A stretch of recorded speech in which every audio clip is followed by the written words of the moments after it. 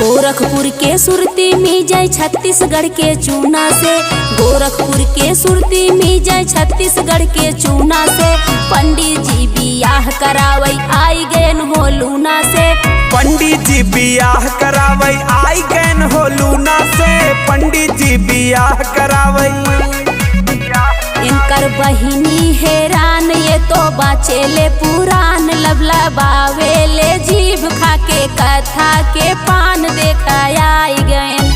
देखा आई गयन पंडित जी लू